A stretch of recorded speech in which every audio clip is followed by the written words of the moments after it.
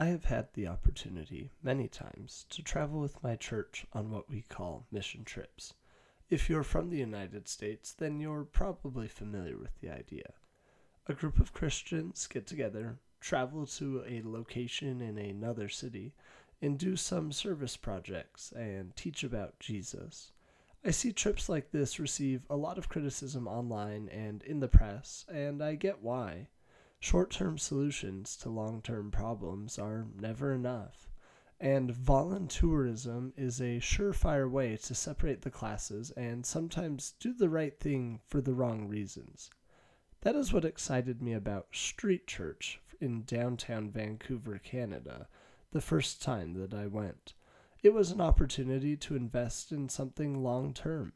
Street church had been around for 20 years when we first visited in 2016, and it had seen so much success over those years.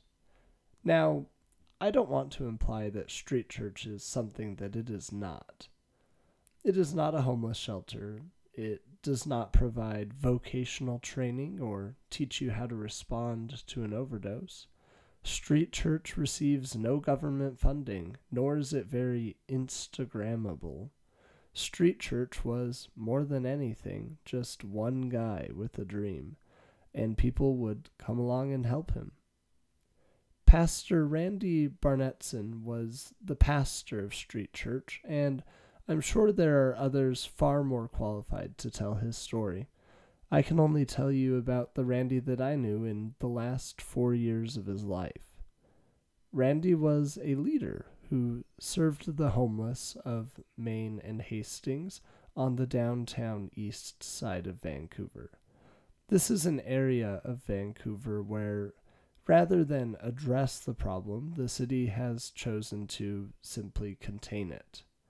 There is rampant drug abuse and homelessness, and it almost seems as though anything goes. I've seen crack and I've seen heroin, and most commonly it seems to be fentanyl that we see a lot. It is an epidemic on Main and Hastings. In fact, the region was once called Heroin Highway, but Randy was a light in the area.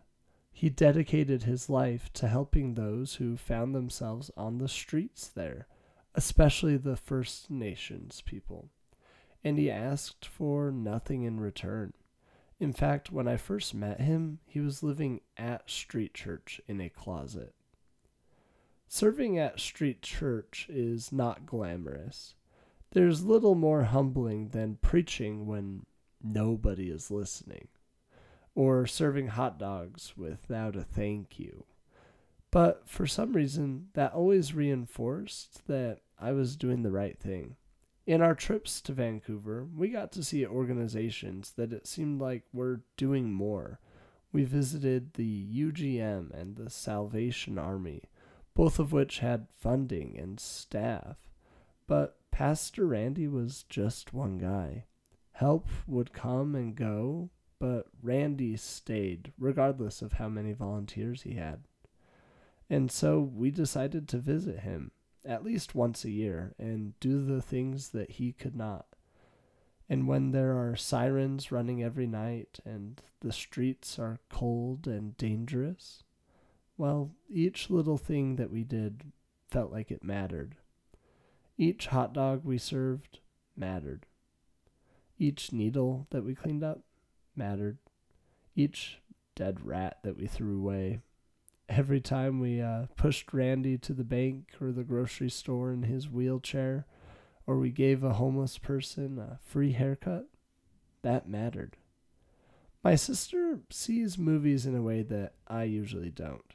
She actually doesn't even like movies that much, but sometimes she picks something special out of them. When I left the movie Frozen 2, all that I thought was, that was not as good as the first. But when she left it, she couldn't help but talk about the song, The Next Right Thing. To her, that was what Jesus asks us to do. And I don't know, but I think that was the way that Randy saw the world.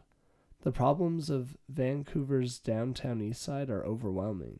The addiction, the policing, the historical oppression of native people, the homelessness. There is no one solution. So what can a person do? The next right thing. Randy is gone now. He was in a lot of pain in the years that we knew him, and in 2020 he grew quite sick and he died. But his legacy lives on. People who once came through street church in need now lead it, and they meet the physical and the spiritual needs of others. They continue to be a light in a place that is quite dark. I'm glad that Street Church is still here, and I'm glad to be a part of it in my own little way. And I'm so proud to have invested in something that I know isn't going anywhere anytime soon.